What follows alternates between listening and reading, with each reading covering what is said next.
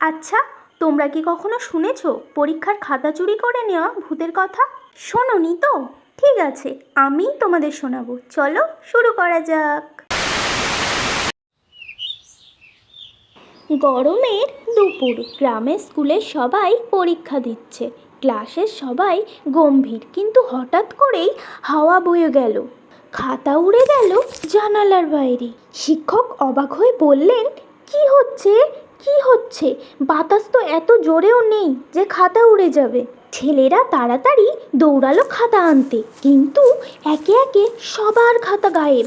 হঠাৎ শোনা গেল কেমন যেন হি হি হি হাসির শব্দ। বর্দামানিক বলল, ভূত ভূত। এই কথা শুনে সবাই ভয় পেয়ে গেল, আর সবার বুক ধক ধক করছিল। আর তখনই হেড স্যার এইসব কথা শুনে টর্চ নিয়ে গেলেন লাইব্রেরি ঘরে খাতা খুঁজতে। গিয়ে হঠাৎ করে টর্চের আলোয় দেখতে পেল একটা সাদা কাপড় পরা ভূত, কিন্তু তার পরনে হাফ প্যান্ট, হাতে কলম আর মুখে চকলেট নিয়ে খাতাগুলো নিয়ে বসেছিল। তখনই হেড স্যার জিজ্ঞাসা করলো যে তুমি খাতাগুলো কেন নিয়ে এসছো? তখন ভূত বলল, আমি পড়াশুনো করতে ভালোবাসি, তাই নিয়ে এসেছি। মানে তোমাদের খাতা ধার নিয়েছি। তখন সেখানে স্টুডেন্টরাও চলে এলো, আর ভূতের এই কথা শুনে হেসে গড়াগড়ি খেলো।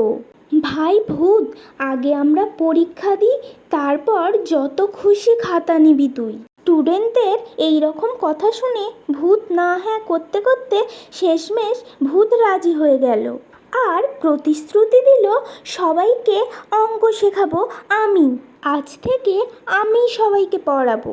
আর ভূতের এইসব কথা শুনে শেষমেশ সব স্টুডেন্টরা মিলে ভূতকে বলল, ঠিক আছে, আমরা তোমার শর্তে রাজি। তারপর পরীক্ষার শেষে তাদের যখন ক্লাস শুরু হয়, তখনই ভূতই তাদের ক্লাস নেয়।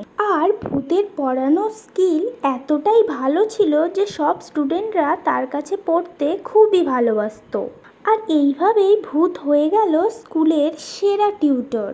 কিন্তু হঠাৎ একদিন ভূতের ডাক পড়ল স্বর্গে, কারণ সে যা ভালো কাজ করেছে সেই কাজের ফলস্বরূপ সে মানুষ হয়ে জন্মাবে, তার পুনর্জন্ম হবে। কিন্তু স্টুডেন্টরা এই ভূতকে এতটাই ভালোবাসতো যে ভূত যেতে রাজি ছিল না। কিন্তু স্টুডেন্টরা ভূতকে বলল, তুমি যাও, তুমি আবার জন্ম নেবে মানুষ রূপে, আর তুমি একজন তখন শিক্ষক হবে।